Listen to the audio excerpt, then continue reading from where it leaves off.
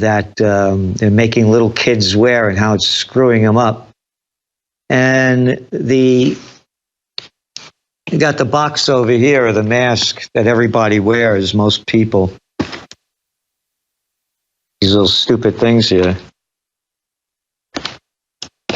And it says right on the box, these masks do not eliminate exposure to the risk of any disease or infection. And yet you go into they're ridiculous. And you go into a restaurant, you got to wear them in New York. But when you sit down, you can take them off because the virus stops at table height. And we've gone over this, But anyway, they're just selling fear and hysteria and stupidity.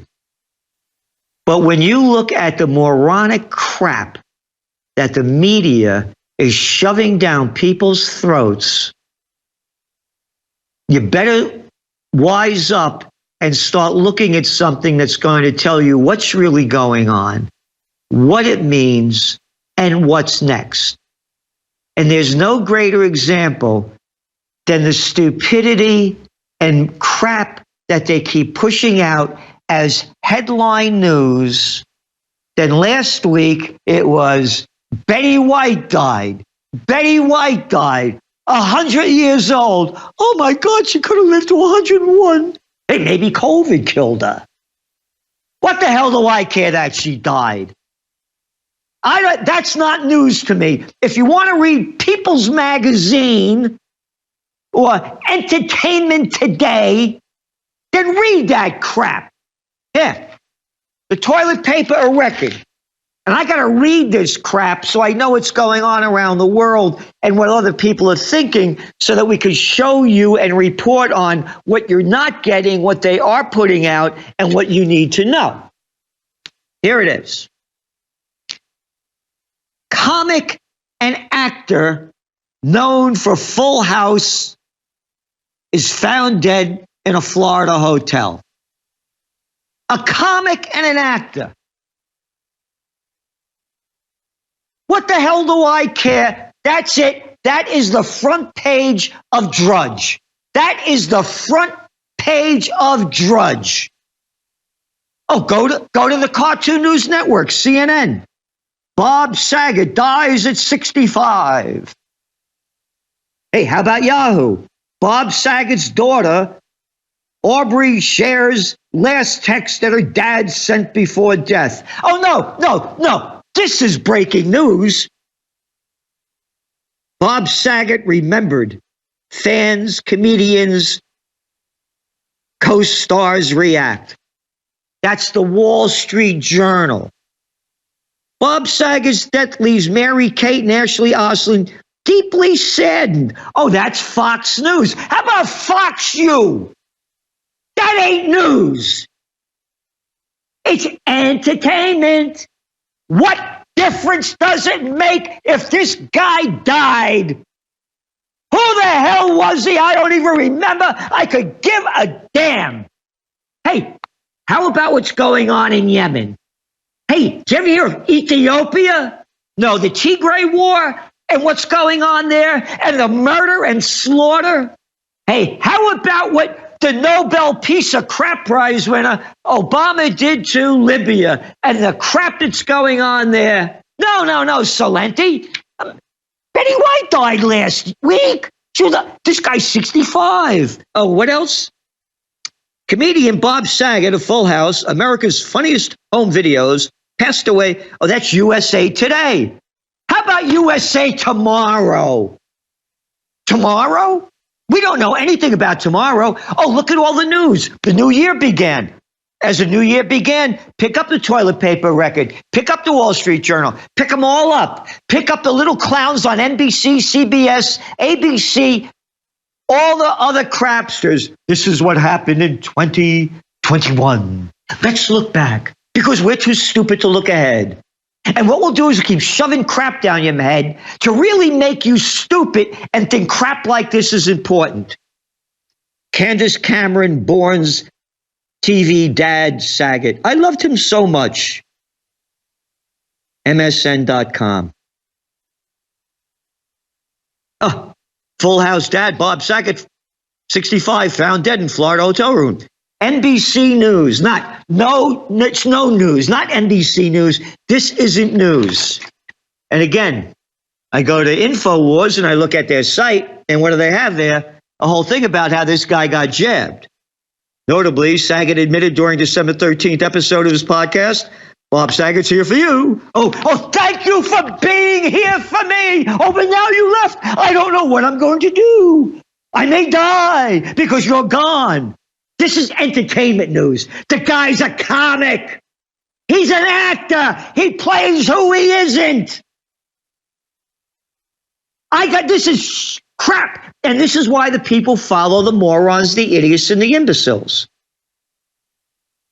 I went to the pharmacy the other day and got my booster shot. He explained, I should have gotten it on my arm, but I got it up my butt. I try not to preach. I got my booster shot. The day before yesterday, Saget said toward the end of his podcast, link below. Then you pick up the news. You ready?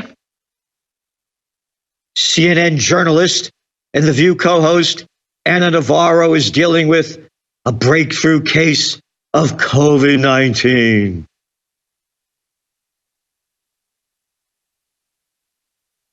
Yep. Savannah Guthrie is working from home this week. The Today host confirmed she tested positive for COVID-19. Oh, Savannah and Huda Catby, whatever her name is, are the latest stars to come down with a case of the coronavirus in recent weeks. Late night host Seth Meyers canceled last week's shows after receiving a positive test, while Tonight Show's Jimmy Fallon shared that he tested positive over the holidays. All of the hosts were fully vaccinated and had received the booster. And then they throw the line out there, which they credited for the mild symptoms. I know people that got it that don't have mild symptoms. And by the way, the Omicron or moronic virus, when you read the facts coming out from the health authorities of South Africa where it broke out, the symptoms are mild. But they're selling fear, hysteria, and stupidity. And to read history before it happens, you subscribe to the Trends Journal, because all they're doing is dumbing us down with this dumb crap. We're going to be right back. I want to talk a bit about what's going on in the equity markets. This is from Bloomberg. Tech and internet stocks are under pressure on Monday amid a market sell-off in high growth stocks. So growth stocks that's when you're anticipating that things are going to take off, even though they're losing money. The declines came amid rising 10-year Treasury yield. The Nasdaq is down 6% over the last trading sessions. A 10% decline is called a correction. A 20% decline is called a bear market. The tech stocks are greatly overvalued. Their price-earnings ratio are at levels that we saw during the dot-com bust. Again, they're not value stocks, meaning that they're producing and bringing in income and revenue streams that are not anticipated but are actually happening, compared to a growth stock, which are gambling stocks. You're going to bet that the growth is going to keep going up. Microsoft is down about 10% over the last 5 trading sessions. So 10%, that's a correction. Amazon is down for a fifth straight session. The stock declined more than 3% on Monday, reaching an intraday levels it hasn't seen since May. Alphabet, Google, is also on its 5th day of decline, trading at its lowest level since October. Netflix down 11% over the last 5 sessions and down more than 20% from its November peak. That is a bear market when it's down 20%. Apple, which briefly tripled its valuation to $3 trillion just 1 week ago, is down more than 7% over the last 5 sessions. We had said in the Trends Journal that they were going to raise interest rates in 2022. You go back just 2-3 weeks ago, the bet on the street was that they weren't going to raise interest rates until mid-year 2022, which means what? June? Now they're saying they're going to be raising them by March, and they may raise them earlier. And now the Goldman Sachs gang came out and said they're going to raise them 4 times this year. The markets, the housing markets, the equity markets, they were juiced up by cheap money. Interest rates are actually in negative territory. When you have an inflation rate of 6.8% and a Fed rate at near zero, you actually have negative interest rates. And by the way, one of the best interviews I've done in a long time with one of the greatest men out there in terms of where the economy is going, what it means, what's next, and what to do about it, is Robert Kiyosaki, Rich Dad, Poor Dad. So if you go, they just put it up this past week, the interview I did with him on his Rich Dad channel, and we talk about this in detail and what it means to you and what to prepare for. Because we're going into a very rough road. You have merger and acquisition activity in 2021 was at an all-time high. The reason being, of course, is that the cheap money of low interest rates.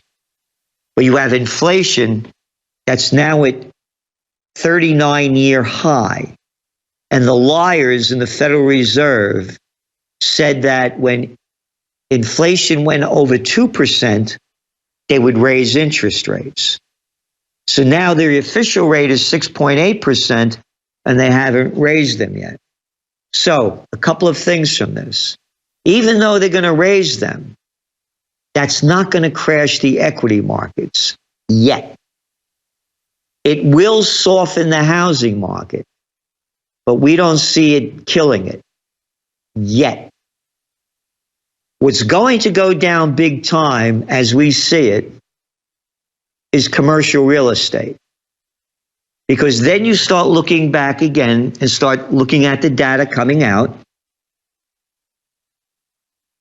There he is, Robert Kiyosaki. Yeah, an honor and a privilege to be on with him, by the way. I mean, true honor and a privilege. So check it out at the Rich Dad channel.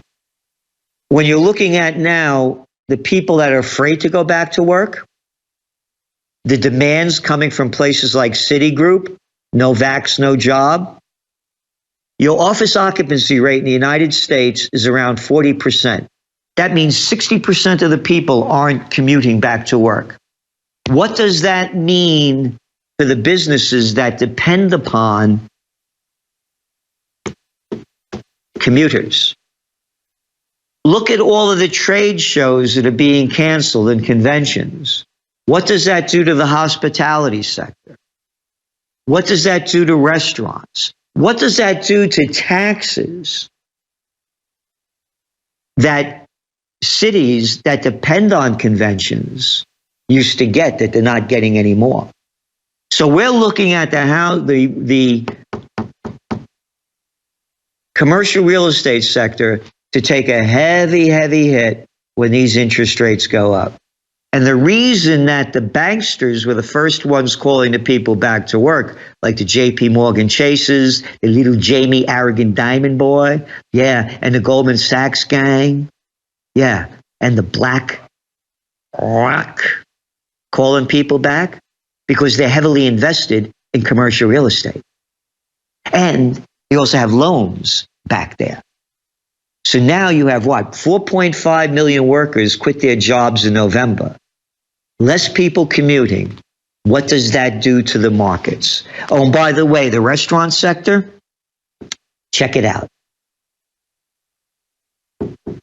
Seating since the beginning of December is down 32% in restaurants where you sit down and eat rather than the fast food joints. And sales are down 18% compared to the beginning of the COVID war. Down 18%, 20%.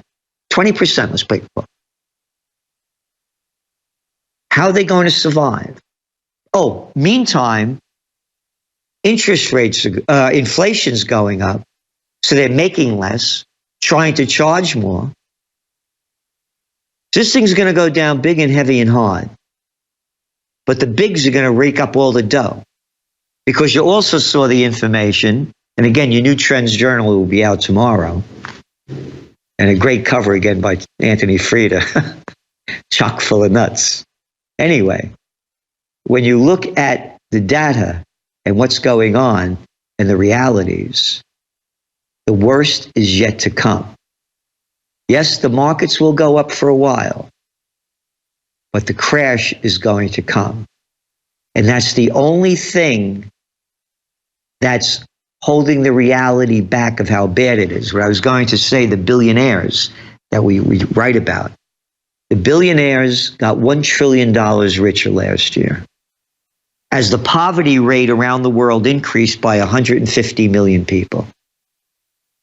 And by the way, this is global. It's not only America. When the COVID war began and all the people were saying, oh, they're doing this to get rid of Trump, I said, no.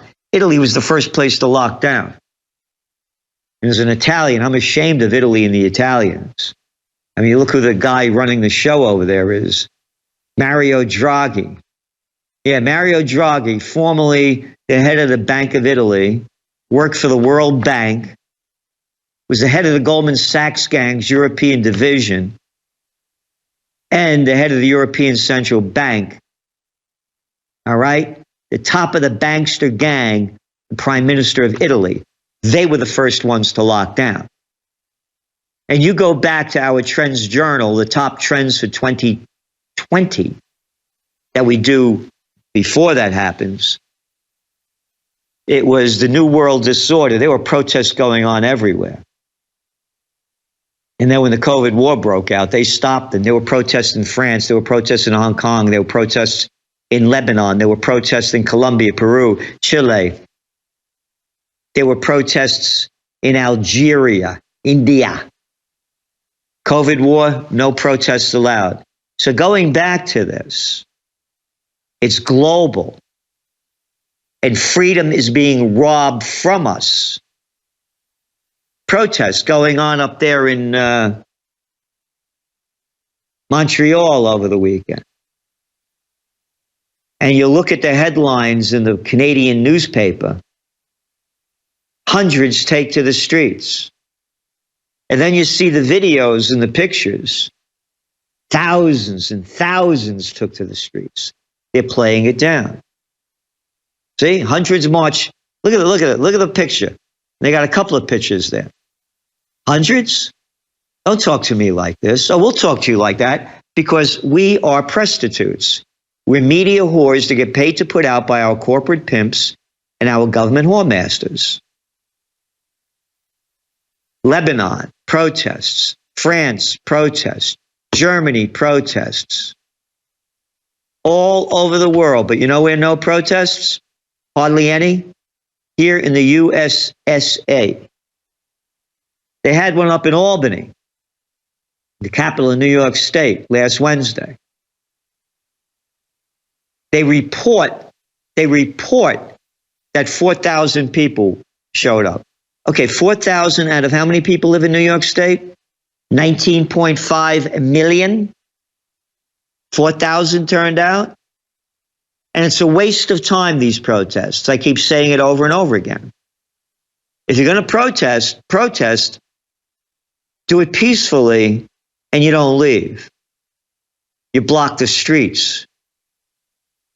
You got the governor over there in New York Hokelberry, whatever her name is up there, giving her State of the State address, closed down the Senate building.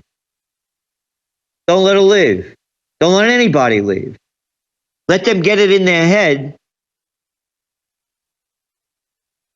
that you're in charge and they're public servants, rather than this arrogance, what they tell you to do. And that clip that Alex Jones played just before I came on about that guy calling out those little boys in California, the school board. They're little boys. They don't fight. They're little cowards. Look at them. They're cowards. Look at the blob over there with the black mask on. The guy couldn't get up, let alone fight. They're not fighters. They're tyrants. And it's global. Look at that little Catson Macron. Telling people he's going to pee on them. Or pee them off. Or pee on him, well, that's what it should be. Do you imagine coming to me, talking to me like that? Or to Alex or anybody on their staff? It would take it for a second. This is a fight for freedom, and it's global. And again, you look at the data. There he is, a little boy of nothing, a Rothschild boy, by the way. That's right, with the Rothschild gang before he came into that. Look at this little clown. Guy couldn't fight his way out of a paper bag. And that's the other crap. Every time these people go anywhere, presidents, prime ministers, little jerks off over there and there, they roll out a red carpet and everybody dressed up in their military drag saluting. Yeah, I got a salute for you. Yeah, here's another one. What is this crap? So now, as we're closing up, pay attention closely to the equity markets. Number one, look at oil prices and where they're going. They're still over $80 a barrel for crude. It hit as low as 69. As long as oil prices stay high, inflation is going to keep going up with it. When the markets crash, the reality will hit Main Street how bad it is. As I said before, the billionaires got $1 trillion richer, and they give back peanuts to the people. Peanuts to the people. Main Street's going to feel this hard because inflation's not going down. Will the markets crash? They're going to do everything they can to promote them. So, for me, and I don't give financial advice, it's still GSB, gold, silver, and Bitcoin, as safe havens. Yeah, Bitcoin is down. It's only 41,000. Yeah, okay. That's all. Again, it gambles. And remember, for religious vaccine exemptions, the Church of Freedom, Peace, and Justice, freedompeacejustice.com. And they work great when you join. And the Trends Journal, trendsjournal.com. There's places around here in Kingston, you can't go in and sit down and have a cup of coffee if you don't show your vaccine passport. That's how bad it is. Again, look what it's doing to the businesses. They're going down big, they're going to go down hard. Will it end? We believe it will. It's never going to get any better. Don't look for it. Be happy with what you got. Because the owners of this country don't want that. I'm talking about the real owners now. The real owners, the big wealthy business interests that control things and make all the important decisions. Forget the politicians. The politicians are put there to give you the idea that you have freedom of choice. You don't. You have no choice. You have owners. They own you. They own everything. They own all the important land. They own and control the corporations. They've long since bought and paid for the Senate, the Congress, the state houses, the city halls. They got the judges in their back pockets. And they own all the big media companies, so they control just about all of the news and information you get to hear. They got you by the balls. They want obedient workers. Obedient workers. People who are just smart enough to run the machines and do the paperwork, and just dumb enough to passively accept jobs with the lower pay, the longer hours, the reduced benefits, the end of overtime, and the vanishing pension that disappears the minute you go to collect it. And now they're coming for your Social Security money so they can give it to their criminal friends on Wall Street. It's a big club. And you ain't in it. And you said recently, quote, when you give, they do whatever the hell you want them to do. You better believe it. So what specifically did they do? If I ask them, if I need them, you know, most of the people on this stage I've given to, just so you understand, a lot of money. You and I are not in the big club. The owners of this country know the truth. It's called the American dream because you have to be asleep to believe it. But I'll tell you what they don't want. They don't want a population of citizens capable of critical thinking. They don't want well-informed, well-educated people capable of critical thinking. They're not interested in that. That doesn't help them. That's against their interest. That's right. And so, you know, believe it or not, I think you all get it. And it literally, I guess you all, I know you all know it. I'm sorry to go on so long. Thank you.